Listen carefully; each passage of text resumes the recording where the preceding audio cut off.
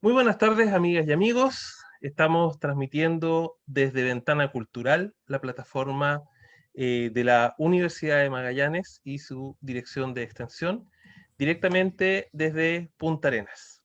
Sean todas y todos muy bienvenidos a esta jornada de conversación con la que inauguramos nuestra semana de aniversario como UMAG.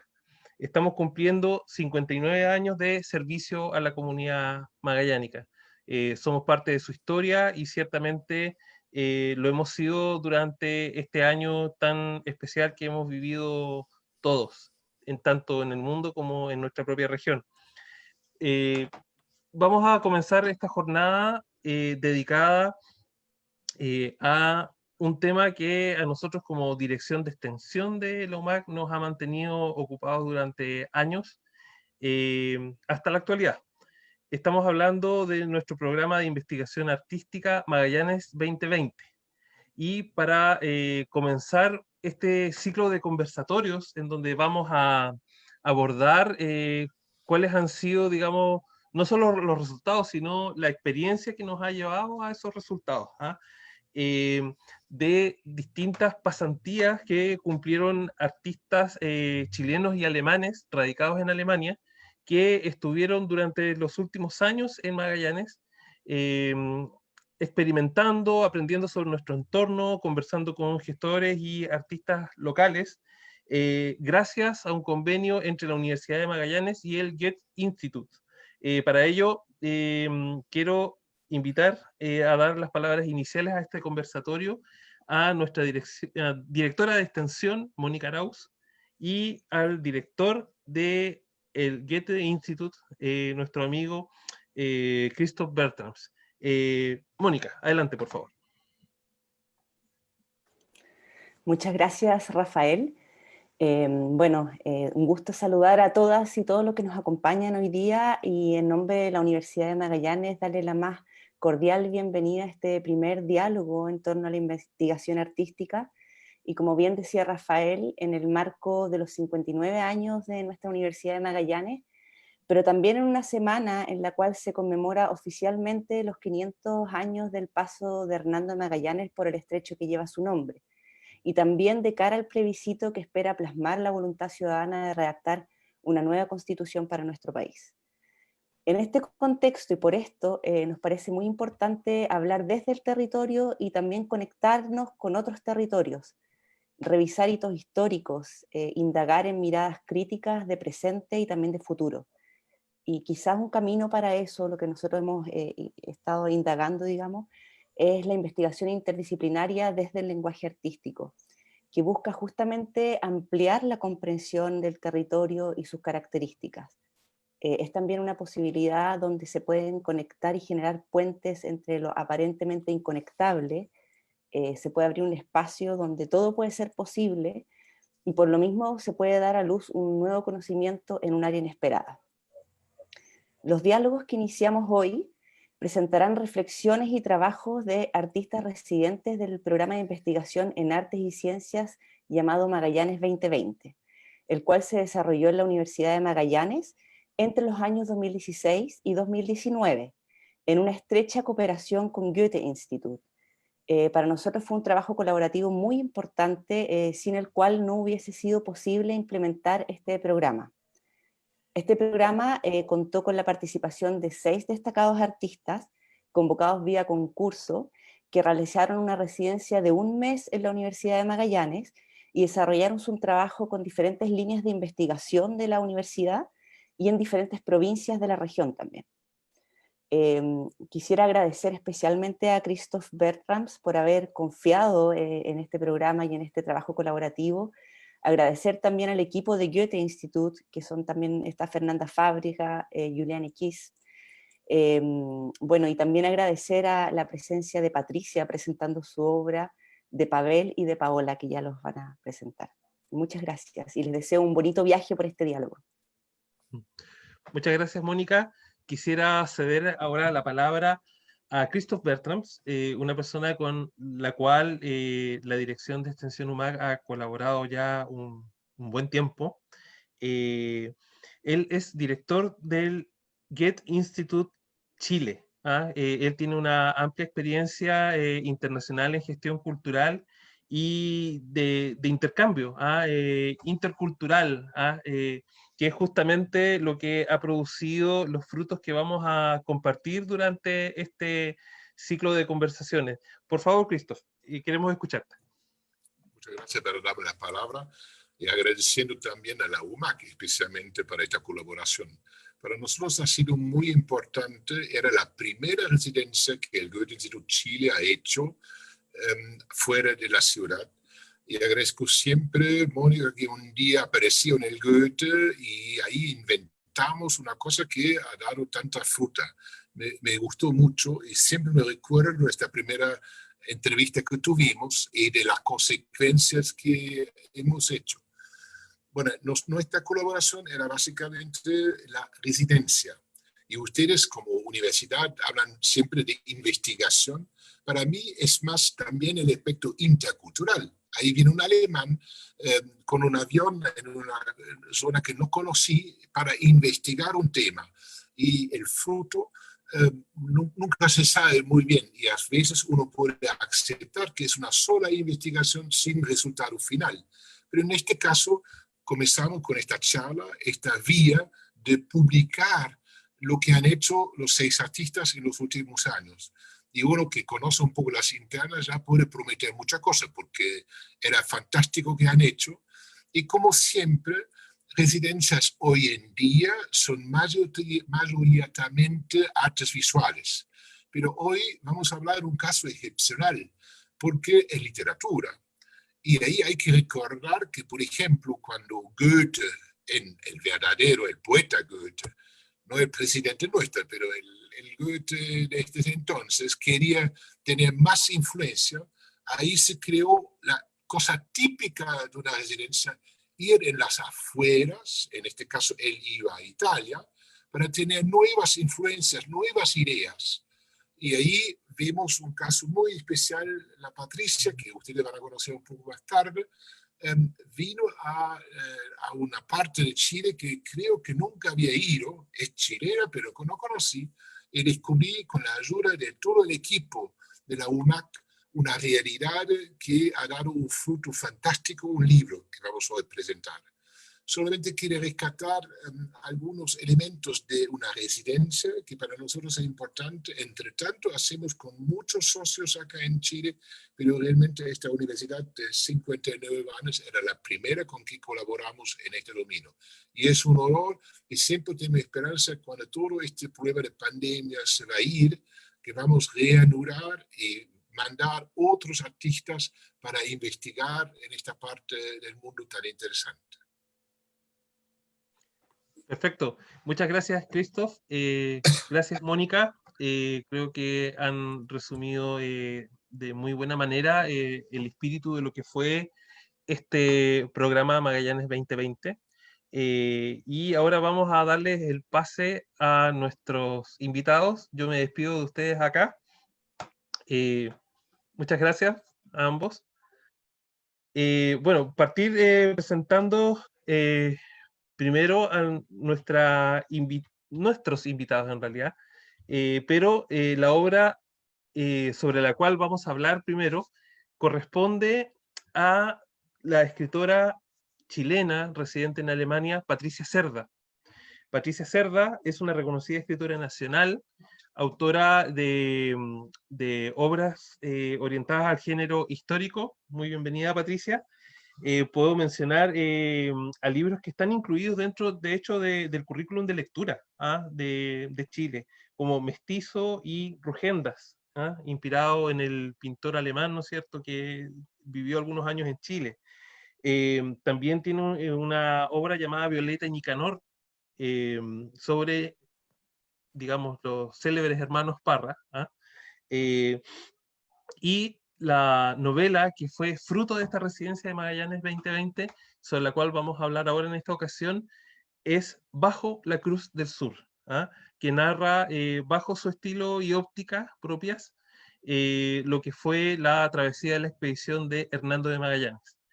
Para hablar con Patricia también vamos a tener aquí a dos invitados más, Paola Besani, bienvenida, adelante. Destacada escultora magallánica con una amplia trayectoria nacional e internacional. Muy bienvenida. Muchas gracias por estar acá. Bueno, ella estuvo muy cerca de Patricia durante su proceso de residencia y ella misma ha tenido, digamos, tanto como artista, gestora cultural, ex de Cultura, un acercamiento y una experiencia muy importante en materia de residencia. De eso van a hablar ambas. Y vamos a tener también a un destacado escritor magallánico, Pavel Oyarzún, que también ha cultivado el género histórico, sobre todo vinculado a la historia social de la Patagonia, pero que también, digamos, tiene mucho que decir en relación al hecho histórico que se está conmemorando por estos días, el paso de Hernando de Magallanes. Muy bienvenido, Pavel. Bueno, vamos a partir la conversación un poco pidiéndole a Patricia que nos cuente cómo fue el proceso de aproximación inicial, ¿ah? Cómo se te contacta a ti, cómo tú tomas conocimiento acerca de este programa de Residencias Magallanes 2020. Cuéntanos, por favor. Bueno, primero que nada, un saludo cariñosísimo desde Berlín a Punta Arenas, de un lado del mundo al otro. Esto está muy relacionado con la globalización que empieza hace 500 años, ¿verdad? Y también relacionado con la globalización está el encuentro que es el inicio, digamos, aquí de este proyecto que junta Magallanes 2020 con la literatura, con mi literatura, que fue el encuentro con Paola Besani en Berlín. Cuando ella vino a una exposición y yo me enteré de que existía esta residencia. Y inmediatamente me interesó muchísimo, sin saber en ese momento, digamos, a conciencia que eso iba a terminar en la escritura de una novela. Muchas veces estas intuiciones son difusas. Uno siente que ahí hay algo que descubrir, y eso pasó en una exposición sobre el romanticismo, ¿verdad, Paola? Que fue también el momento en que nos conocimos personalmente, y tengo que decir que hubo una tremenda química también, de mi parte. Yo sentí también de parte de Paola todo esto en el terreno de las intuiciones, y que bueno, todos sabemos que para las personas que nos dedicamos al arte, las intuiciones son muy, muy importantes, son lo que nos guían en nuestro proceso creativo, ¿verdad? Y siempre tratamos de hacerles caso cuando sentimos que ahí, que algo nos llama, porque hay algo importante que nos va a pasar, y estamos muy agradecidos y nos dejamos llevar. Y entonces Berlín, fines del 2018. Ahí me entero yo de que existe la Residencia Magallanes 2020. Perfecto. Paola, ¿puedes un poco contarnos tu perspectiva acerca, digamos, de lo que ha sido este programa Magallanes 2020, en especial en el caso, digamos, que a ti te tocó conocer de cerca, el de Patricia? Sí, por supuesto. Tal vez retomar la historia desde ese mismo punto, que fue este encuentro con Patricia en Berlín. Y todavía recuerdo mirando obras de Friedrich, cómo retrataba a este personaje que mira desde la cima de una montaña aquello que era desconocido o conocido a media, que es la naturaleza, ¿no? Y que tiene que ver con esta posición del romanticismo, de buscar entender y conocer el mundo. Y con eso quisiera decir, bueno, ahí tuvimos unas conversaciones con Patricia muy entretenidas. ¿A partir de qué? A partir de estas ideas que empezamos trabajando con Mónica Arauz ya el año 16, de hacer estas residencias de articiencia. Pero cuando uno habla de residencia de articiencia, todo el mundo tiene o se hace una imagen distinta en la cabeza, porque es tremendamente amplio. De partida nos planteamos con Mónica que no fueran siempre disciplinas desde las artes visuales, como lo mencionó al principio, sino que dijimos, debiéramos ir dando la posibilidad de que fueran distintas disciplinas. Luego, dicho eso, hay algo más que es súper importante como para entender de qué se trata esto. Cuando nosotros miramos la ciencia, decimos la ciencia o la investigación, o pensemos en la investigación incluso desde las humanidades que se realizan en esta región, tienen ciertas características que la pueden hacer atractivas para el resto del mundo. Todos los lugares, en el planeta hay muchísimos lugares muy atractivos y muy especiales. Pero nosotros vivimos en un lugar que está lleno de hitos. Un lugar muy austral, un lugar con las aguas más puras del planeta, comprobado científicamente, una cercanía mayor con el continente antártico, descubrimientos que van apareciendo en el último tiempo y que van indicando que en esta zona es muy sensible al cambio climático, por lo tanto las mediciones para la ciencia son muy importantes. Entonces, hace que esta pequeña punta de tierra, que si miramos el globo y lo pensamos alrededor tenemos agua, a diferencia del hemisferio norte donde agua, mar y tierra más o menos están repartidos en cantidad, sin embargo acá es una pequeña punta de tierra, el final de Sudamérica, y que estamos rodeados de agua. Entonces lo que ocurre en esta punta es muy particular. Tenemos un clima que no se da en otra parte a estas latitudes, tenemos una vegetación que tal vez se pensó durante mucho tiempo que no era muy extensa. Sin embargo, se ha descubierto en que a nivel de plantas pequeñas hay una cantidad de especies muy notables y despiertan interés, por lo tanto, de la ciencia. Estos ecosistemas, que son muy sensibles al cambio climático, entonces son importantes para la ciencia. Desde ese punto de vista, podemos decir que la ciencia aporta al conocimiento y a la creación de una conciencia más generalizada cuando esta conciencia se hace o se pone en común. La gente lo conoce y en general no solamente el público, sino que las otras áreas del conocimiento acceden a pensar el mundo de otra manera. Volviendo con el romanticismo, y es aquí donde hago la conexión, en aquella época la mirada hacia el mundo de curiosidad empezó a despertar otras formas de entender el mundo. Estamos hablando finales de 1700, inicios de 1800. Cuando esto ocurre, hay tal vez una inspiración para lo que estamos haciendo nosotros ahora acá.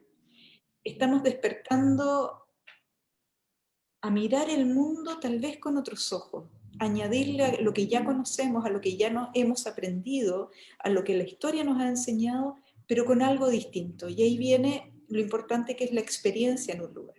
Entonces volvamos a este cruce de arte y ciencia. La ciencia avanza, las investigaciones traen hechos novedosos que nos hacen mirar el mundo de otra manera.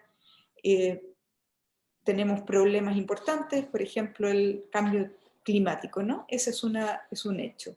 Por otro lado, los artistas, de cualquiera sea la disciplina, siempre tienen obsesiones y una forma que han ido construyendo para mirar el mundo. Proceden de una manera de mirar.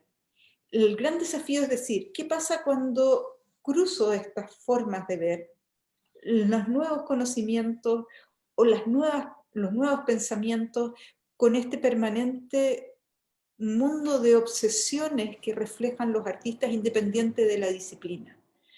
Y también con estas miradas críticas o estas miradas curiosas, pero diferentes, tal vez a lo que está en ese momento o en este momento que nos toca vivir. Entonces, eso es lo que nos estimula a nosotros, juntar dos formas de mirar y ver qué ocurre. Y por último, una cosa que también dijo Christoph, que es muy importante, no le pedimos a los artistas un resultado en concreto. Y esa libertad nos ha dado como resultado más resultados. En vez de esperar o forzar algo que estaba planeado, es el encuentro, es la experiencia la que modela el tipo de resultado, el cual obviamente antes de que ocurra la residencia no lo conocemos. Dentro de Gracias, todo Paola. esto viene Patricia. Patricia, un poco como para ir encauzando la conversación,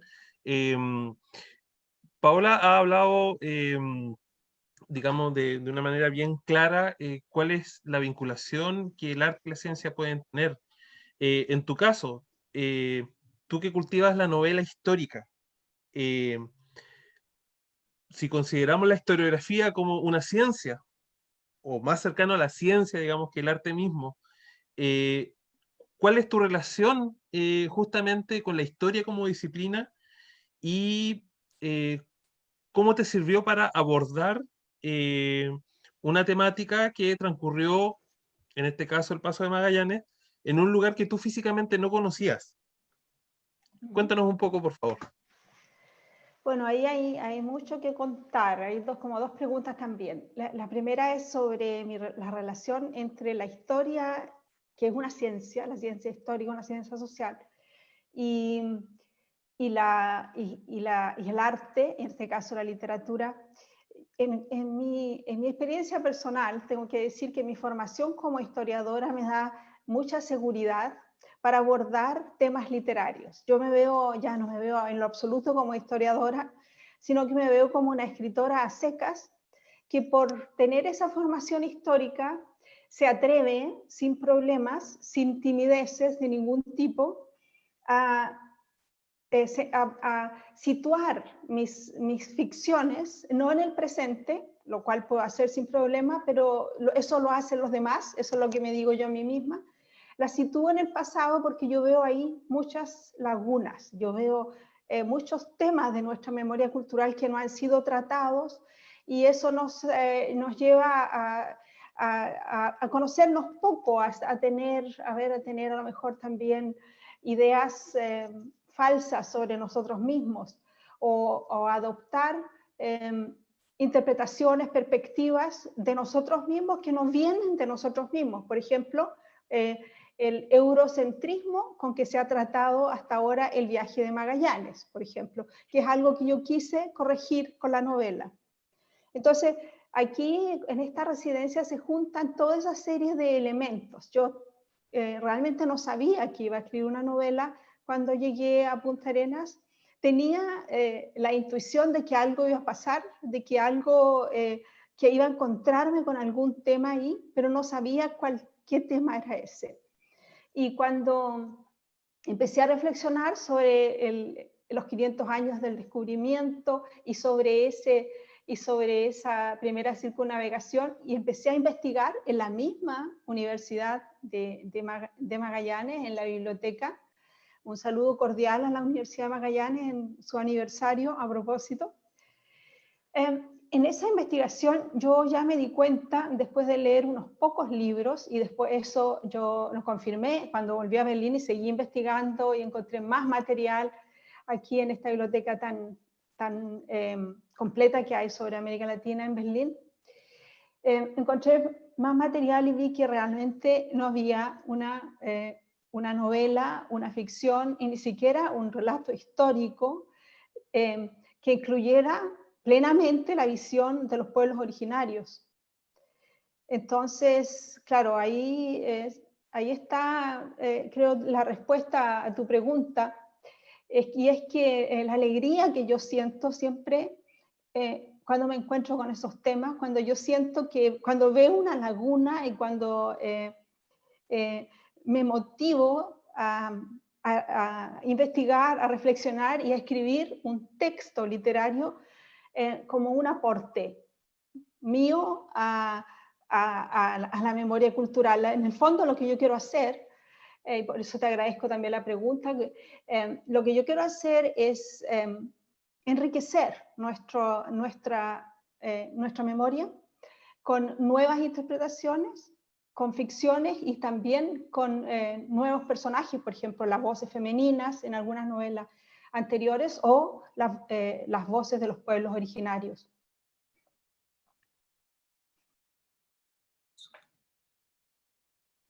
Gracias, Patricia. Ahora ya entrando al terreno literario, bueno, un poco comenzar recordando de que la travesía de Hernando de Magallanes, y que fue completada por Sebastián Elcano, tiene referencias literarias que parten desde la misma crónica escrita por alguien que viajaba a bordo, Antonio Pigafetta, y a lo largo del tiempo se sucedieron crónicas, interpretaciones históricas, novelas de ficción también. Por ejemplo, es bien célebre el libro de Stefan Zweig, ¿ah? Sobre esta travesía. Es una Y biografía de Magallanes. Stefan Zweig hace una biografía de sí, Magallanes, claro. exactamente. Una biografía novelada, digamos. Sí, sí.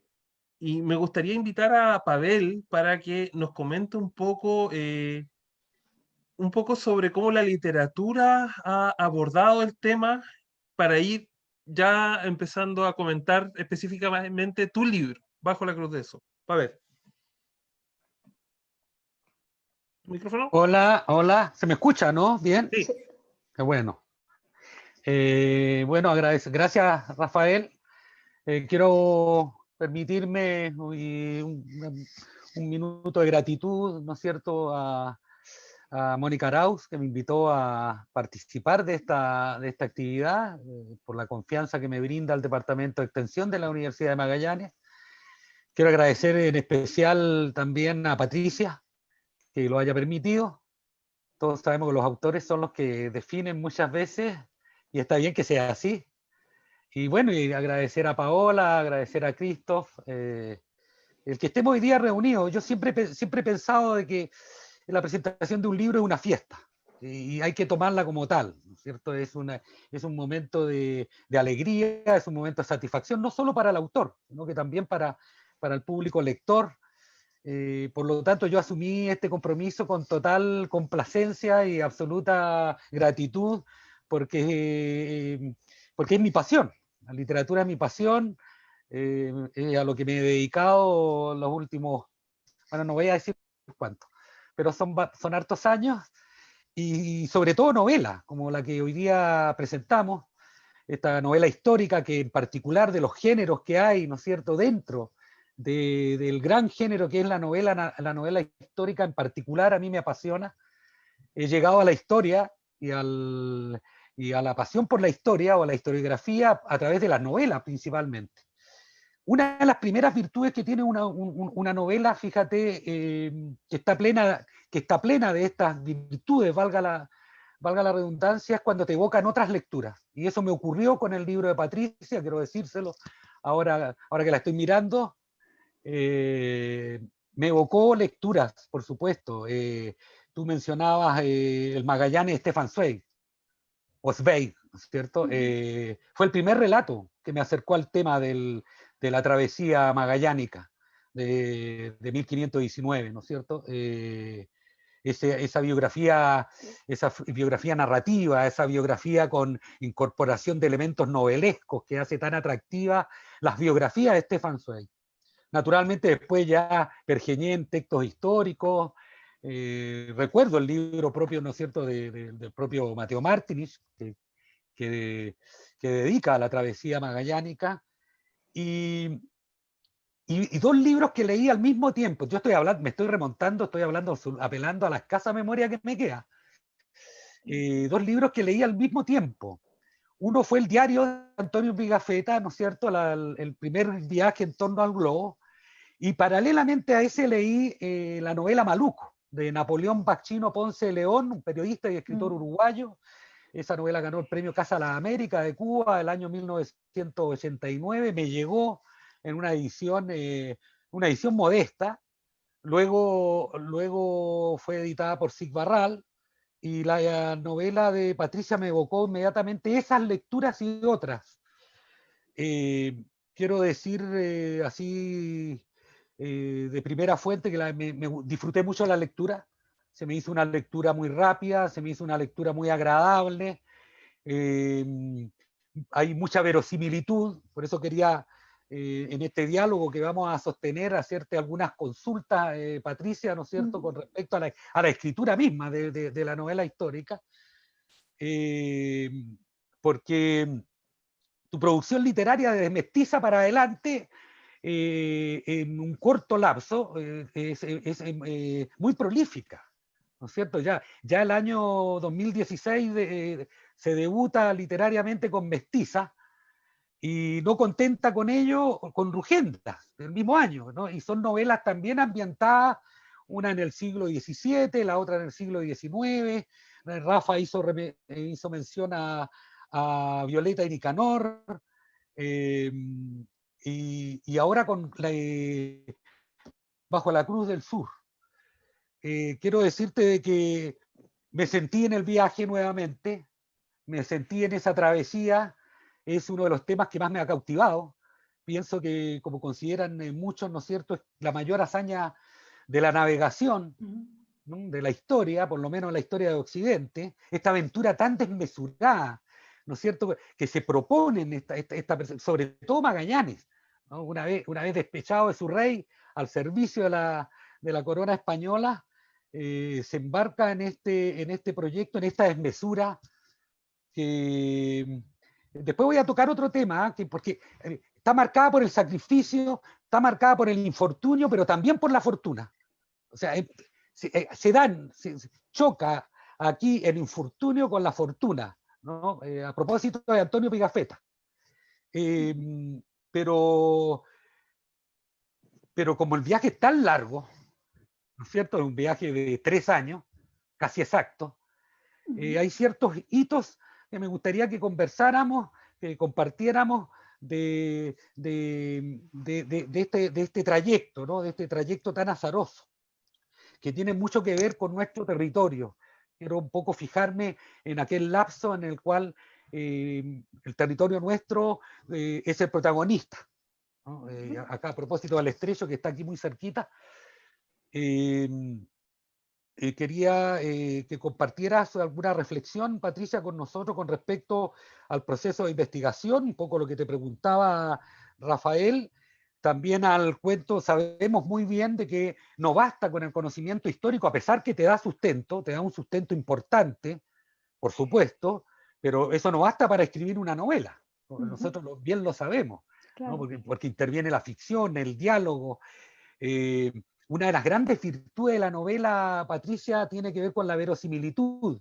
Y amigos y amigas, no es que estemos hablando así, estemos en un diálogo solo de dos, sino compartiéndolo, es la verosimilitud, que yo creo radica en que uno en todo minuto cree en la narración, cree que aquellos protagonistas son del siglo XVI.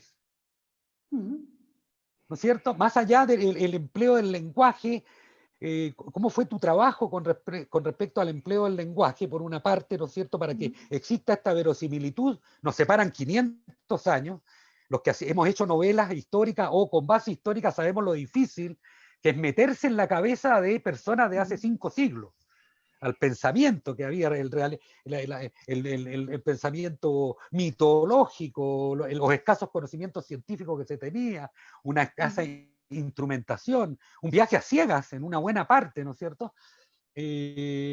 ¿Cómo fue ese proceso, por una parte, ¿no es cierto? El combinar, ¿qué plan te propusiste? Sabemos bien que los planes originales no se cumplen completamente, por eso la novela también tiene aparejas de tu novela de viaje, es un viaje también, de un año por lo menos de escritura, ¿no es cierto? Hay momentos más complicados, a los novelistas nos ocurre eso, las novelistas también, todos lo sabemos, dudamos a veces del relato, pero ¿cómo te propusiste? Y te digo que lo cumpliste plenamente, pero si, bueno, tenías la experiencia de tus publicaciones anteriores, el empleo del lenguaje literario, de la descripción, de los diálogos, los racontos que tienen Pigafetta, que tiene Magallanes, que los hace retroceder en su vida, en su infancia. ¿Cómo va surgiendo ese trabajo a pareja de la información histórica? ¿No es cierto? Porque también hay una información histórica pormenorizada del viaje, ¿no? Eso en primera, y me reservo la otra para que continuemos. El trabajo de artesanía. Sí. Me gustaría conocerlo eso. Sí. Bueno, con mucho gusto. Mira, lo primero, esto empieza con una inspiración. Muchas veces le preguntan a los escritores en qué te inspiras para escribir tu novela, y a nosotros nos cargan esas preguntas, ¿verdad? Sí, pero de hecho nos inspiramos en algo. La inspiración existe.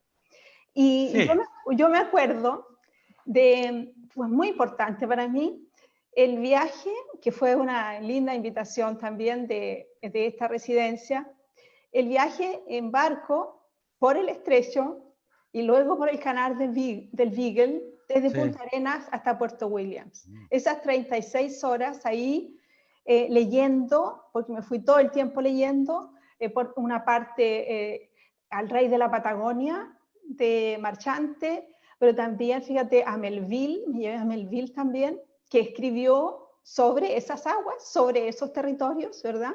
Y después me di cuenta, y lo leí también, llegando a Berlín, que también Edgar Allan Poe había escrito en esa región, y también, bueno, otros más, Lovecraft también tiene ahí, o sea, grandes escritores. Y lo que también leí ahí fue la biografía del gran maestro Coloane, Los Pasos del Hombre. También lo leí, ya no en el viaje, no es que yo iba a una, no, eso lo leí en Puerto Williams, porque lo encontré, eso en la repisa de la casa en que estuve. Encontré ese libro, que no lo conocía, no sabía que Coloane había escrito sus memorias, ¿eh? Y bueno, eso fue empezar a leerlo y no soltarlo, porque es un gran maestro, un gran escritor chileno, Francisco Coloane. Entonces, ahí ya te puedes imaginar cómo se fue llenando el pozo. Sí. Después, cuando yo volví a Punta Arenas, desde Puerto Williams, ese viaje fue en avión, mirando todo eso, ¿ya? Increíble. Yo sacaba y sacaba fotos. Lo importante es que yo esas fotos, después escribiendo la novela, yo las puse en la pared y las pegué. Entonces era eso como que si volviera a estar ahí. Muy importante esa documentación fotográfica.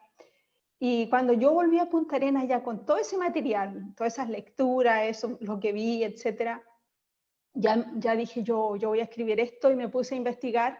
Y entonces ahí voy a tu pregunta. Yo sabía que por la grandeza de esta hazaña y por lo importante que fue y por lo que significó definitivamente el fin de la Edad Media, el comienzo del Renacimiento para España. El Renacimiento había empezado en Italia, pero en España empieza el Renacimiento con esto, y se dice ahora que empezó la globalización, y claro que es así. Entonces, por eso hay mucha investigación y mucha ficción también. Entonces yo lo que me dediqué a buscar, y lo que yo por intuición sabía que no había, es qué faltaba en esto, qué no se ha contado de este viaje. Y ahí me encontré con lo que le decía al principio, sí, Rafael, con los pueblos originarios. Me encontré con que, bueno, está bien que los españoles lo celebren, lo conmemoren, y que escriban mucho sobre esto, y pero también es importante que lo hagan los latinoamericanos y los filipinos y la gente de las Molucas. Todos ellos deberían, cada uno tiene su propia perspectiva. Y bueno, y la perspectiva mía es la de una mestiza. Yo soy una mestiza del Biobío, y esa es mi interpretación. Yo no soy una española, no tengo esa. Entonces, claro, ahí, eso fue, te cuento que yo fui a buscar a las fuentes lo que faltaba, y lo encontré, pero así, encontré rapidísimo. Y a eso me dediqué, y creo que es la razón por la que no es una novela más sobre esta, sino que es una interpretación que quizás faltaba. Totalmente de acuerdo, Patricia. Desde ese punto de vista, nosotros bien sabemos, ¿no es cierto?, de que hay una historia que es la historia de los que vencen, o la historia que es contada, y siempre hay otra historia, ¿no? Uh-huh.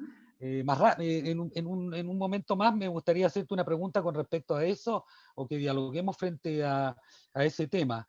Pero yo te decía que como la travesía es tan larga, hay momentos clave, ¿no es cierto? Uh-huh. Hay momentos que son fundamentales, que marcaron a esta expedición, como lo que ocurre en San Julián, donde ya nos estamos aproximando, cuando ya salieron del paraíso que era Río de Janeiro, donde los muchachos estaban bastante bien, ¿no es cierto?, un buen clima, y comienzan a meterse en lo que luego sería la Patagonia, llamada por ellos mismos la Patagonia después.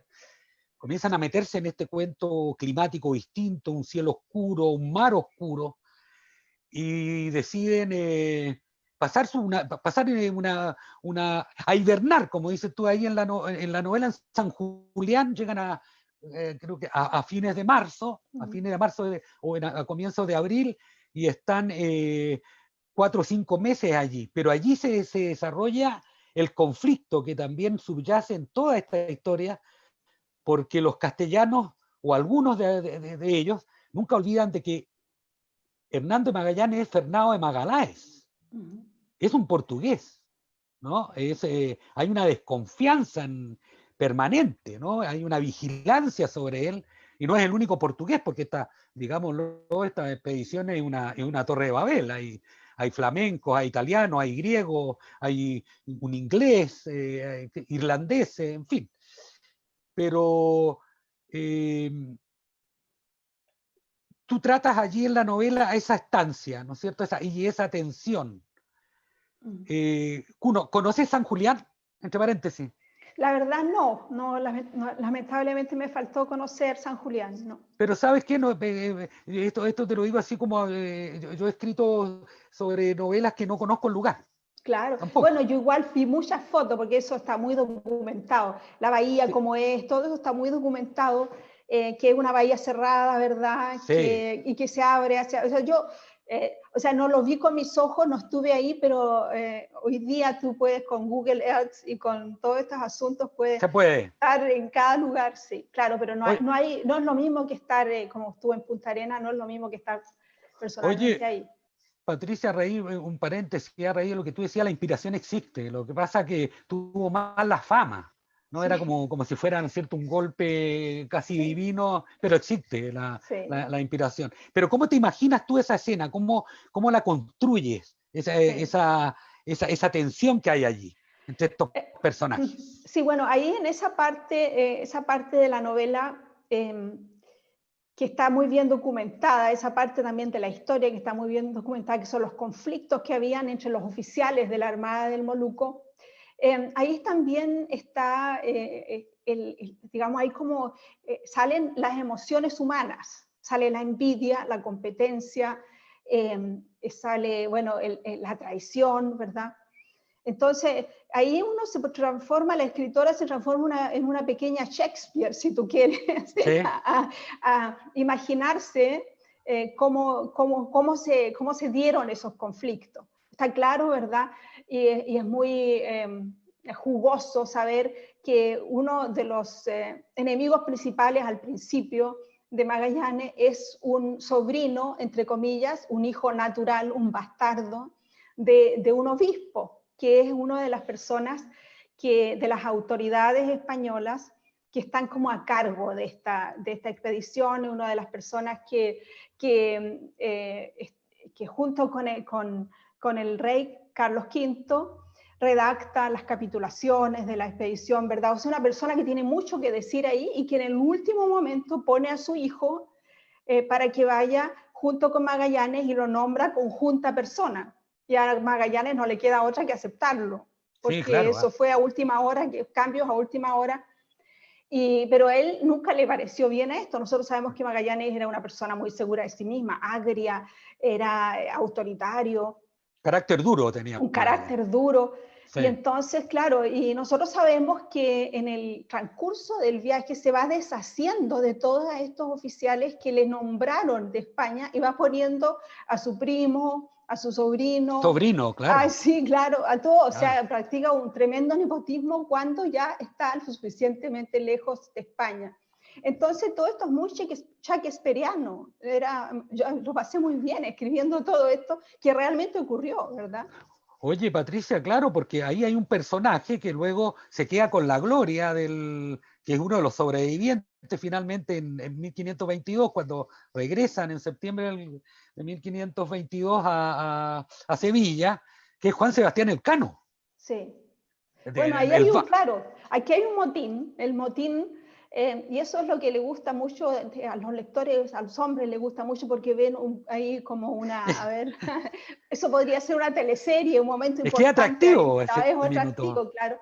Porque sí, hay una traición que los castellanos quieren, no se sabe lo que seguro quieren es regresar. Ahora si lo van a matar o no, cómo, pero lo que quieren es regresar, abortar, digamos así, la expedición. Y Magallanes no quiere en ningún caso, porque ahí está su destino. Él dice, ¿qué voy a hacer yo si vuelvo? Se acabó para mí. No, claro. Le cerraron las puertas en Portugal, ahora me las van a cerrar en España. Él no podía ¿Qué volver. hago? No, pues No. él tiene que seguir adelante, las cartas están hechas y toda esa reflexión está en la novela. Y es una reflexión que yo la descubrí, algo así, no es que yo la haya leído en alguna parte, sino que yo me transformé, me insisto, en un pequeño Shakespeare ahí. Y es verdad que hay una intriga interesante y es que el Cano forma parte de los amotinados. Por supuesto, Y de los conjurados, claro. De los conjurados, sí. Sí. Y por eso Magallanes lo castiga y le quita su puesto que tenía de maestre en una Lo nao, degrada. lo sí. degrada y lo transforma en un marino común y corriente. Claro, el Cano le debe... el Cano toma el mando después en el Océano Índico, cuando en Cebú, cuando la Armada sufre una traición y matan a 30 de los oficiales. Y ya no queda quien pueda conducir las naos, y entonces regreso, le claro. piden a Elcano. Elcano toma la nao Concepción, y bueno, él es un hombre que sabe navegar, él era alumno de Américo Vespucio.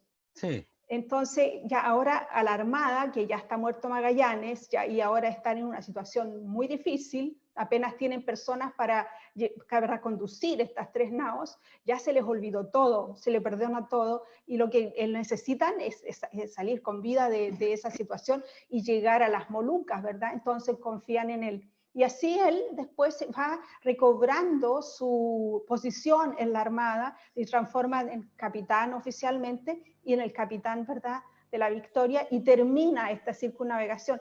Ahora es interesante mencionarlo porque hay como todo un conflicto en España de que no, que el Cano es el grande y no Magallanes, pero el Cano existe porque Magallanes se murió, o sea, claro, bueno, esto es el azar, en la historia el azar juega un papel muy importante. A propósito de lo que tú dices, es una historia azarosa en todo minuto, ¿no es cierto? Para bien y para mal de Magallanes. A veces se define por buenas y malas decisiones. Yo siempre me he preguntado qué pasó, no tenemos cómo saberlo, con Juan de Cartagena, a quien dejó allí, ¿no es cierto?, abandonado ahí en San Julián. Pero en la novela tú utilizas las técnicas, la mirada aviesa, la frase de sospecha, la frase que queda en suspenso, que va creando ese clima de intriga, de desconfianza, también de envidia y de competencia, ¿no es cierto? Es un mérito de la novela que muchas veces el texto histórico no te da. Claro. Naturalmente no te da. Eso es un Magallanes que cobra volumen, que tiene igual que Antonio Pigafetta, ¿no? Antonio Pigafetta, que se yergue como uno de los grandes protagonistas de tu novela y de la historia, por supuesto, de esta travesía.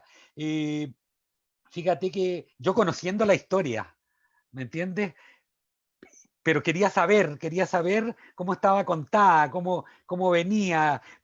De pronto tuve la sensación de no conocerla, de que también el desenlace de un episodio era desconocido, aun cuando lo sabía. Pero quería llegar al momento, a octubre, al día de octubre, al 21 de octubre, cuando invocan al estrecho, fíjate, porque es un momento de emoción muy grande, más allá de esa travesía de 30 días hasta el Mar del Sur, qué sé yo. Yo imagino que al momento de escribirla te vienen los recuerdos del propio estrecho a ti, ¿no? Está muy vívido eso, ¿no? Sí. De tu propia travesía del estrecho. Absolutamente, pero Pavel, ¿sabes? Quiero que hablemos un poquito de lo que también pasa en San Julián fuera del motín, y es que es el encuentro con los Aonikenk. Tienen ¿verdad? Son los primeros, ¿verdad? Son los primeros. Y ese momento, sí, porque cuando nosotros escribimos un texto, nosotros sabemos cuáles son los momentos que más nos importan, los momentos en los que nos quedamos, digámoslo así, pegados, y solamente le damos el bueno cuando los hemos realmente trabajado y hemos dicho lo que queríamos decir. Y ese encuentro entre los Ahonikenk y los europeos, yo los llamo europeos porque como tú bien dices, casi la mitad de la armada no era española. Claro.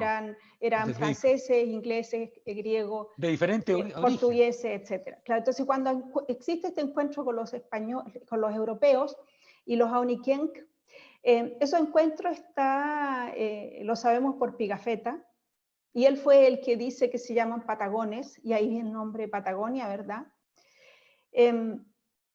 Yo creo que por las botas de piel de guanaco que llevaban. Hay otras ideas también, pero yo pienso que sobre todo por eso y porque eran más altos que ellos. Estamos hablando de europeos del sur, chiquititos, bajitos, así. Y se encuentran con hombres que son mucho más altos que ellos. 1,85 m. Por ahí, claro. Ese encuentro, relatar ese encuentro, era para mí muy importante en la novela. Ese diálogo que se da, por ejemplo, el hecho de que los dos se ven, los dos llevan amuletos. Cuando el astrónomo San Martín, que sabemos, él llevaba un amuleto. Sí. Y también los Ahonikenk portan un amuleto. Los dos. Pigafetta, todos tienen amuleto porque todos tienen miedo de lo sobrenatural y esperan también que sus dioses los apoyen. O sea, la relación con la divinidad, la espiritualidad es inherente al ser humano. O sea, yo puse ahí los elementos que son inherentes al ser humano y que nos hacen ser humanos, ¿verdad? Y de hecho, cuando una de las primeras cosas que pasan es que Pigafetta va hacia este hombre y le entrega un espejo, le pasa un espejo. Sí, y él se mira al espejo y dice Soneca, que significa ser humano. Y entonces, para mí era importante buscar el lenguaje para poner a estos dos grupos humanos, los europeos y los Ahonikenk, a la misma escala, al mismo nivel. La única diferencia es la técnica. Unos vienen unos tremendos barcos que llaman la atención y disparan con unas armas que... Eso es un avance técnico. Sí. Pero en la novela queda clarísimo que así como los europeos no saben exactamente qué lugar ocupa la Tierra en el sistema solar, si está en el medio o si da vuelta alrededor del Sol, o así como no saben cuáles son las dimensiones verdaderas de la Tierra, no las saben, porque Magallanes piensa que pasando el estrecho en 3 semanas va a llegar a las Molucas, ¿verdad? Eso era su idea. O sea, el planeta mucho más pequeño, claro. Claro, así como no saben eso, tampoco saben lo que es realmente el ser humano. Y son cosas son cosas que nosotros hemos tenido que ir aprendiendo. Y de hecho yo pienso que nosotros hemos aprendido mucho más rápido la técnica, que es más fácil la matemática, digámoslo así. Que el conócete a ti mismo. Claro, que la espiritualidad, que la trascendencia y lo que es realmente el ser humano. Yo creo que el siglo XXI, esta novela se conecta con el siglo XXI en el sentido que yo pienso que el siglo XXI tiene ese desafío de integrar otras perspectivas, otras cosmovisiones, en igualdad de condiciones, sin jerarquías, sin eurocentrismos o etnocentrismo, porque eso va a ser un recurso de supervivencia para que todos aprendamos de todos. Y en Chile, por ejemplo, ahora que tenemos el proceso constituyente clarísimo, integrar, ¿verdad?, las visiones, cosmovisiones, y las perspectivas y los puntos de vista y los derechos, por supuesto, de otras etnias en igualdad de condiciones. O sea, esta novela claramente no pierde en ningún momento de vista el presente. Mira, yo creo que totalmente de acuerdo con lo que tú dices. Hay un elemento de traducir, ¿no es cierto? Hay traducción con respecto a las frases, hay algo que es conmovedor, a pesar de la tristeza que entraña cuando dice devuélvanme mi idioma, ¿no es cierto? Va repitiendo, está eso, ¿no es cierto? Devuélvanme mi idioma, que en el fondo es su mundo, ¿no? Que claro. una vez que lo secuestran, porque es la novela de los secuestros también. Claro. Y luego en Filipinas es la novela también de los ultrajes y las violaciones, ¿no? De estos europeos que llegaban allí después de 100 o más días de navegar en el mar Pacífico o en en el Océano Pacífico, ¿no es cierto?, más conocido después. Mira, precisamente quería tocar lo que tú dices, porque cuando ellos ingresan al canal, ¿no es cierto?, a tientas, y se produce después la deserción de la San Antonio, etcétera, ¿no es cierto?, que huye, que es la más grande, la que le lleva el bastimento, etcétera, ven las fogatas en Tierra del Fuego. O sea, saben de la presencia humana allí, que están siendo mirados. Sí. Y eso los tranquiliza. Porque está habitada. Está habitada. Saber que existen seres humanos en esa tierra, en ese espacio gigante en que están perdidos, sobre quien no tienen ni siquiera un mapa, porque no hay un mapa, nunca nadie, no hay nada. Ningún europeo ha pasado por ahí. Entonces, exacto, claro, la presencia humana tranquiliza. Del fuego, de la fogata, algo tan que es tan, ¿no es cierto?, tan propio y tan primigenio. A ellos les da una referencia. Sí. Eso cuando uno está leyendo, fíjate, se empieza a imaginar todo lo que ocurrió, como te digo, sabiendo, yo conociendo la historia, por lo tanto, esta novela la voy a aprovechar a mostrar, porque me gustan los libros en papel también. Soy un poco nostálgico a propósito de la palabra nostalgia, que también está allí, aparece varias veces. Te decía yo, tú sabes, Patricia, que Magallanes durante mucho tiempo, durante siglos incluso, estuvo divorciado del Portugal oficial, del Portugal de la historia. Se reivindican hace relativamente poco con la figura de Magallanes. Yo recuerdo hace muchos años haber visto el monumento que se conoce como el monumento de los descubridores, de sus grandes navegantes, Vasco da Gama, Bartolomé Díaz, cerca de la Torre de Belém, ahí en Lisboa, donde está Magallanes. Incorporaron a Magallanes, pero creo que después de mucho, de varios siglos. Habiendo escrito sobre esta travesía, si pudiera ahora nosotros sintetizar, sabemos que es complicado, sobre todo en una vida tan azarosa y marcada por este hecho, ¿qué opinión tú tienes de Magallanes, como personaje literario, pero también como personaje histórico? Fíjate que se nota, yo creo que se nota en la novela que yo no tengo una mala opinión de él. Me admiro su fuerza, la fuerza interior que tiene, la convicción, ese deseo renacentista de traspasar los límites, de ir más allá, contra viento y marea, porque realmente era contra viento y marea. Siempre tenía todo el mundo en contra y parece que eso le daba más fuerza incluso. Era una personalidad, inquebrantable, diríamos. Y eso hace que sea tan importante y significante Lapu-Lapu, que lo vence, ¿verdad?, en la batalla de Mactan, si no quiero adelantarme. Sí, a mí me parece que es un personaje que merece todo nuestro respeto, Hernando de Magallanes. Además, eso de abjurar, decir, a mí aquí no me quieren, entonces me voy allá, yo me voy donde me quieran. Yo puedo nacer en forma retrospectiva donde me dé la gana. Y yo creo que ese es un pensamiento muy actual, ¿eh?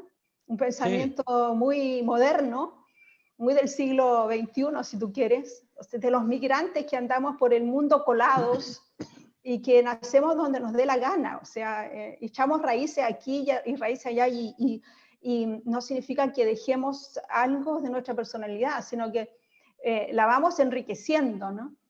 Oye, sí, a propósito de lo que tú dices, vamos situando a los personajes a la historia, ya más alejada esa historia oficial, ¿no es cierto? Esa historia de solo heroicidad, ¿no es cierto? El tener una visión unívoca de estos personajes, solo virtud, no, entonces yo creo que en eso está la novela, hoy día, la novela histórica está en eso, en hacer la historia más poliédrica. y más cercana a la condición humana, ¿no? Más cercano a los personajes, aun cuando personajes como Magallanes, ¿no es cierto?, son personajes, como tú dices, que inspiran absoluto respeto por su determinación a prueba de balas, a prueba de escorbuto, porque se enfermaban todos menos él, parecía que hasta el escorbuto lo respetaba, ¿no es cierto? Sí, porque comía dulce de membrillo, que tenía Él, claro, vitamina ya C, membrillo. claro, sí, Y de pronto sí. lo compartía, también era... Con con pigafetta lo pigafetta. compartía, porque, bueno, claro, ahí, sí. Tú Sí. también mencionaste, sí, perdón, No, Rafael. mis disculpas. Sí. Para ir un ¿Estamos? poco enrilando, no, todavía tenemos tiempo. Ya. Lo primero es decir de que este conversatorio está abierto a preguntas. ¿Ah? Las Ok. personas que están viendo esto por Facebook Live pueden escribir alguna pregunta ahí mismo y nosotros la responderemos en la medida de lo posible. Yo quisiera plantearles otro aspecto de lo que hemos estado conversando, que es el tema de las perspectivas, ¿ah?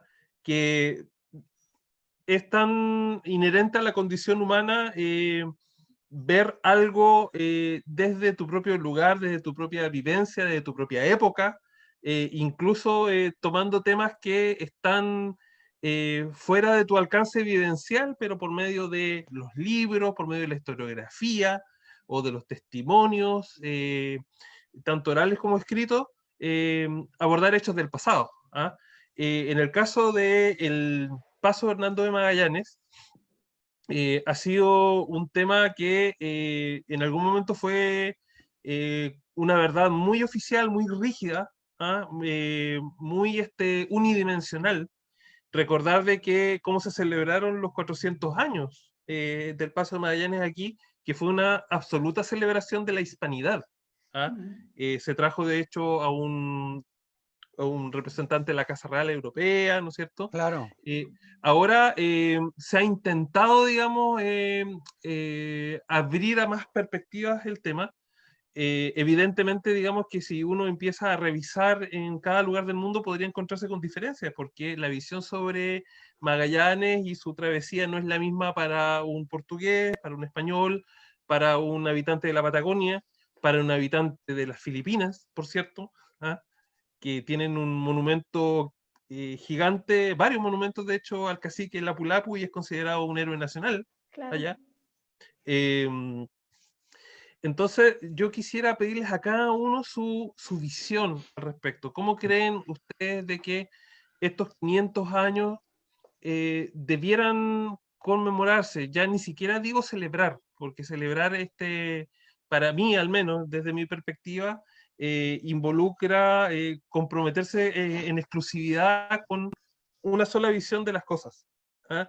Y hay temas que son tan complejos que significan para uno un motivo de alegría y para otro un motivo de reflexión o incluso de dolor. ¿Ah? Me gustaría partir contigo, Paola, para que compartas esa reflexión con nosotros. Gracias, Rafael. Creo que es un punto importantísimo y eso también es parte de lo que hemos pensado y lo voy a llevar a este terreno muy loco, ¿no? A lo que estamos haciendo nosotros. Y me explico de inmediato por qué. Precisamente porque cuando tú dices que no es lo mismo para una persona que habita en Magallanes, para otra que vive en Portugal o para otra que vive en las Filipinas, cómo ve y cómo siente este viaje de Magallanes, si es que es algo para celebrar, si es algo para conmemorar, qué es lo que significa entrar a la historia, como lo dice tal vez Matteo Martinich, que dice que entramos a la historia mundial como territorio. Yo creo que puede ser desde una mirada, como decía Patricia, eurocentrista, pero ahora lo que nos convoca es a mirar el futuro, y para poder mirar el futuro tenemos que despercudirnos un poco, sacudirnos esta mirada tan eurocentrista y ser capaces de mirar desde otro punto de vista, ser capaces de escuchar también no solamente a los de Europa, sino que a ver qué es lo que pueden decir. Ahora cuando tú dices que tienen monumentos al cacique Lapu-Lapu, a mí me porque quiere decir que valoran su punto de vista y que los españoles o los europeos fueron invasores. Porque Claro. Si nosotros nos llegamos y nos ponemos en el punto de vista de la gente donde el temor que les podría causar estos barcos, ¿no? Tenemos a los que sobrevivieron, pero tenemos a los que desaparecieron. Los habitantes de la Patagonia originales, Magallanes marca el inicio tal vez de la desaparición, porque este contacto del más fuerte fue muy nefasto a lo largo de los años.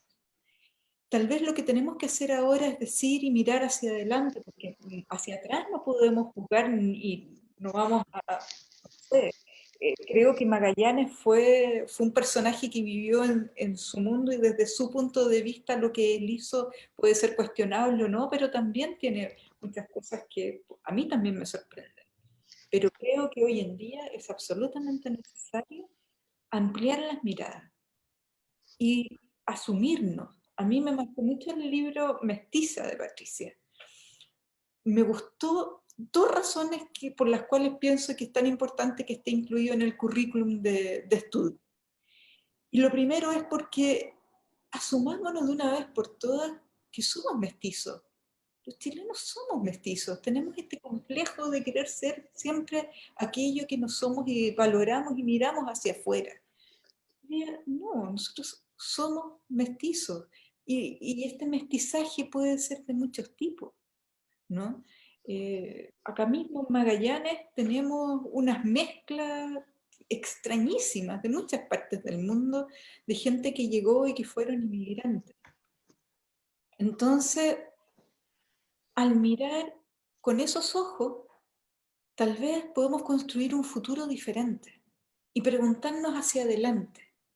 ¿Qué es lo más importante? ¿Qué es lo que podemos estar perdiendo hoy de vista si lo miramos hacia el futuro y si nos proyectamos y decimos en, no sé, ni siquiera 500 años más, en 100 años más? ¿Qué es lo que vamos a mirar como algo que perdimos y que no estaba? ¿Qué es lo que vamos a considerar como los grandes silentes, como la mirada que faltó? Entonces, esta experiencia donde hoy nos damos cuenta de que nos falta enriquecer la mirada y atender a otras voces, y pucha que nos hace falta en Chile en este minuto también, nos hace falta atender a otras voces. Si pensamos en 100 años más, ¿cuáles fueron esas voces que hoy estamos olvidando? Eso es lo proyecto hacia el futuro y lo que me hace pensar. Gracias, Paola. Pavel, ¿qué nos puedes comentar sobre el tema que hemos planteado? Gracias. Es un tema muy amplio. Yo me voy a remitir básicamente a creer de que precisamente esa es una de las tareas de la literatura, si es que tuviese alguna tarea, digamos, es entregar o completar o intentar completar la visión de la condición humana, ¿no? Una condición humana que está idealizada por una parte, demonizada por otra. Y yo creo que esa es la labor que, por ejemplo, cumple la novela de Patricia, en gran medida, y en altas cuotas de calidad literaria, es completar la visión de la condición humana, ya que hemos recibido, por supuesto, una sola visión, antes tú lo decías. Tampoco es una novela o el novelista tiene que exaltar al buen salvaje, que es otra manera de colonizar, ¿no es cierto? Esa visión casi idílica de tener personas que prácticamente no conocían los sentimientos ni las pasiones humanas, ni mucho menos. No es así tampoco. La condición humana se da en diferentes partes, con diferentes grados, como decía Patricia, de desarrollo tecnológico, quizás, ¿no es cierto? Quizás, de acuerdo a las condiciones. Este era el proceso de la conquista europea en Sudamérica, era un proceso inevitable por el desarrollo de la economía capitalista, en ese caso incipiente en Europa, por el desarrollo de la religión, también una religión expansiva, ¿no es cierto? Una religión que debía imponerse, todo lo demás eran idólatras o infieles, ¿no es cierto? Estamos hablando de una religión, de un fundamentalismo religioso, por lo tanto, actuaban en consecuencia. Pero esta novela en particular, La Cruz del Sur, bajo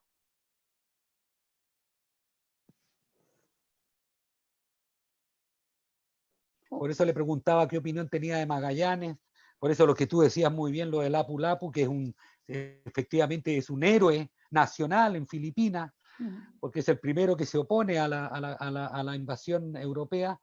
Y yo creo que si los novelistas, los escritores podemos aportar en algo, con un pequeño guión en esta historia, es eso, completar la visión, la concepción de la condición humana, ¿no? Perfecto, gracias, Patriel. Patricia, tu reflexión sobre lo que hemos hablado aquí en los últimos minutos. Sobre los desafíos del siglo XXI, es que, ¿cuál era exactamente el tema? Los Mira, desafíos. yo lo resumiría así.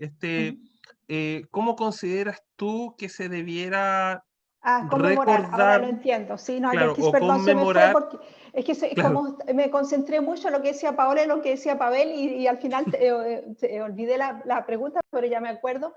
¿Cómo deberíamos conmemorar? Claro, por supuesto que no celebrar, porque celebrar implica la categoría del júbilo, de la alegría, y esto no es aquí no hay alegría en esto porque hubo también mucho dolor. Y nosotros compadecemos y nos identificamos con el dolor porque fueron nuestros antepasados los que sufrieron la conquista. Pero conmemorar sí, porque es nuestra historia, es la forma como nosotros surgimos como cultura, a pesar de que nosotros por mucho tiempo vivimos negando la otra parte, de nuestra propia identidad y nuestra historia, que es la que corresponde a nuestro antecedente americano, indígena, nativo, pueblo originario. Pero eso ya se ha pasado, o sea, ahora mismo estamos mucho más dispuestos a aceptarlos y a identificarnos y no sentir y no verlo como algo negativo, sino que todo lo contrario, con mucha madurez, tampoco con un orgullo absurdo, sino que uno no puede estar orgullosa de tener manos o tener pelo o caminar derecho, o sea, de la misma manera uno no se siente orgullosa de ser mestiza, uno es y punto. Eso es tu personalidad, tu identidad, tu historia. Pero lo bueno es que ya no tenemos que negarlo, porque hasta hace poco era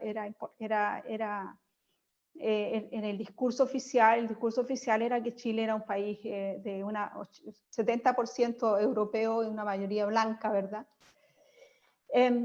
Bueno, y la verdad es que conmemorar este descubrimiento por España, en el sentido de que en la crónica de Pigafetta aparece por primera vez dibujado y mencionado nuestro territorio, eso es así.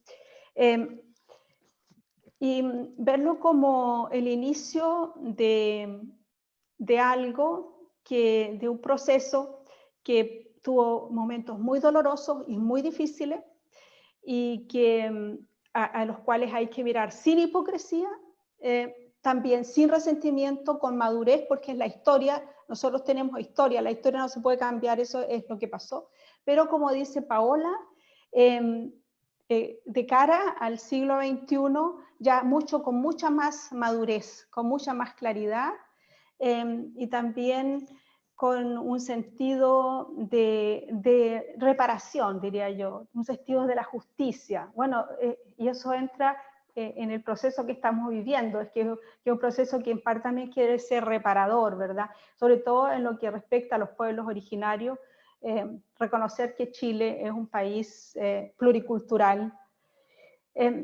Sí, yo encuentro que hay muchos retos, y que esos retos están relacionados también con la forma en que nosotros miramos a nuestro pasado, cómo interpretamos ciertos hitos de nuestro pasado, ciertos momentos cruciales que significaron nuevos comienzos, que significaron nuevos encuentros, como fue este descubrimiento del estrecho de Magallanes por Europa. Perfecto, Patricia. Bueno, para ir cerrando este conversatorio, en primer lugar me gustaría agradecer a todos ustedes, a todas y todos, haber compartido sus conocimientos e impresiones sobre un tema sobre el cual se va a seguir hablando. ¿Ah? Mientras exista este accidente geográfico llamado estrecho, se va a recordar cómo cómo su existencia fue revelada al resto del mundo, tras milenios de haber permanecido solamente en el conocimiento de sus habitantes originales, que tenían su propio nombre para el estrecho. Atelili era el nombre Selknam, que tenían sus propios mitos alrededor del origen mágico del estrecho. No puedo evitar pensar, mientras digo esto, en una persona que falleció ayer, don Martín González Calderón,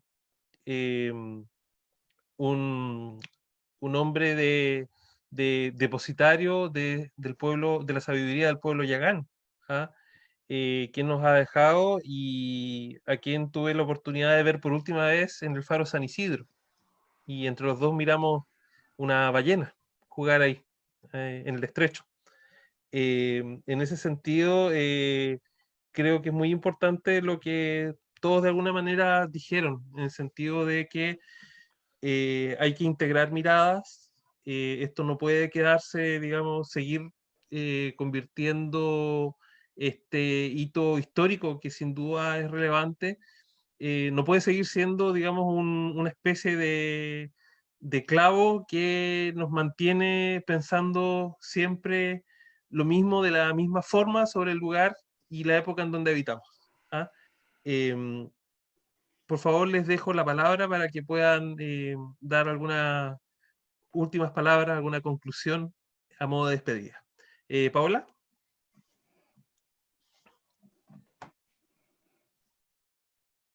Bueno, agradecer, saludar a la universidad en su aniversario.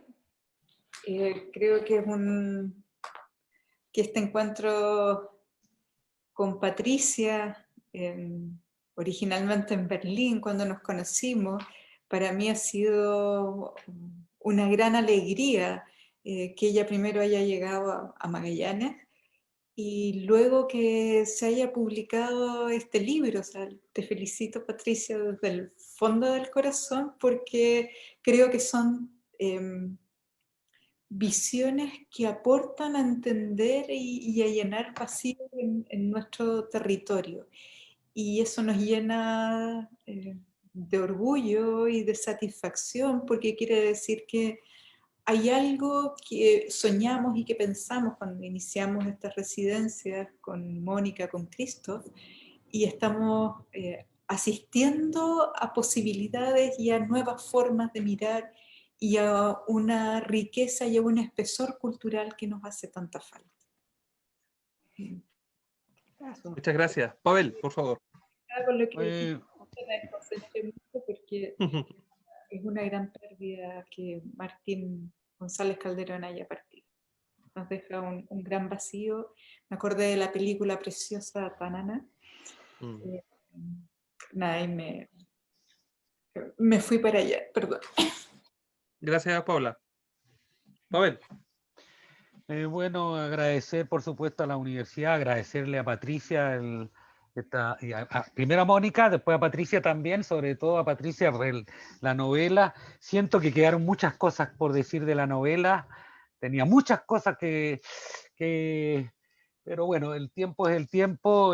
Por ahí un Ginés de Mafra, que en alguna oportunidad vamos a hablar de él, me interesó mucho, este segundo cronista sobreviviente de la Trinidad.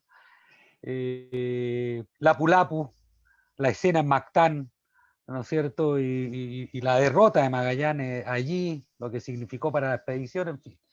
Pero agradecerle, Rafa, agradecer a Mónica, agradecerte a ti, a Paola, esta oportunidad de hablar, y ya tendremos oportunidad de continuar con Bajo la Cruz del Sur. Las buenas novelas como esta, fíjate, no se agotan con una primera lectura.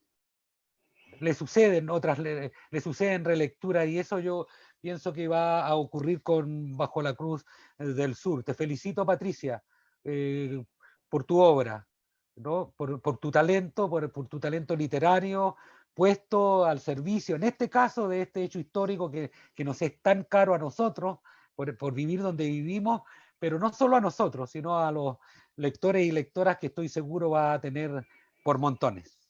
Así que un abrazo. Gracias, Gracias, Pavel. Pavel. Sí, Patricia. bueno, yo estoy muy conmovida, así, muy contenta. De hecho, ya lo estaba todo el día, o sea, porque la verdad es que esta presentación de la novela para mí era como el momento en que se cierra un círculo. Esas cosas como perfectas que pasan a veces, que tú tienes, la vida te manda un momento, el encuentro con una artista maravillosa, que es Paola, que me cuenta que existe una residencia, y después pasan todas estas cosas, ¿verdad? Que yo postulo, que estoy allá, que después vuelvo, que escribo la novela y ahora la presento con usted. O sea, es el círculo completo. Y me sentía, tengo que decir, muy agradecida, me siento muy agradecida. Yo tengo siempre mucha conciencia cuando hay momentos lindos, cuando la vida te da regalos. Yo tengo siempre mucha conciencia de eso, soy una mujer muy agradecida.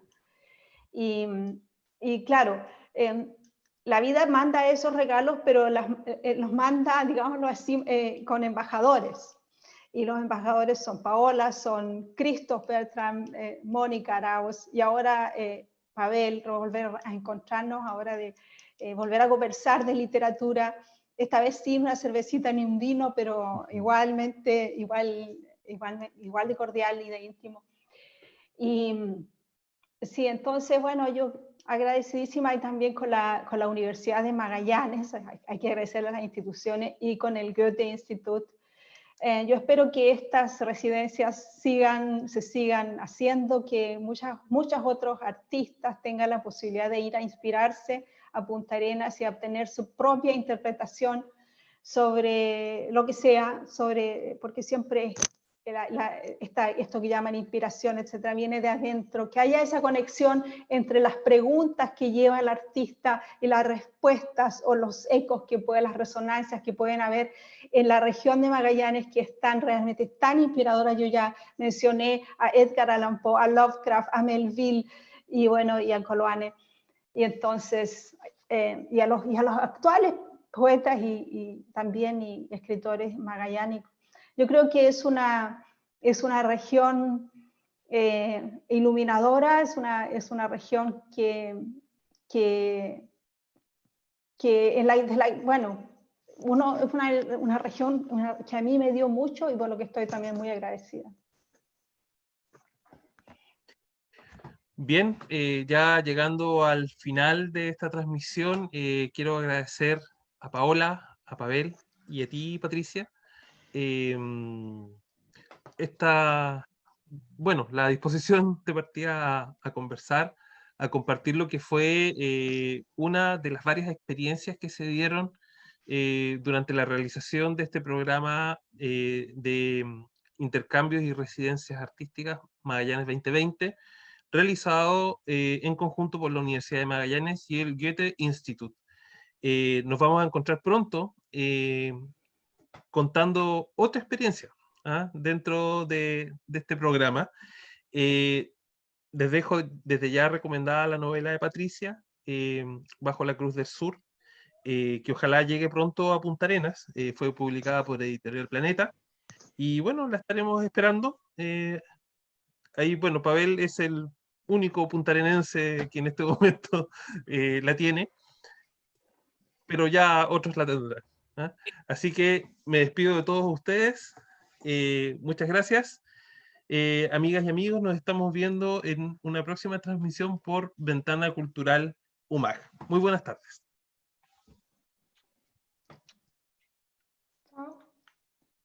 Chao. Chao, Pau.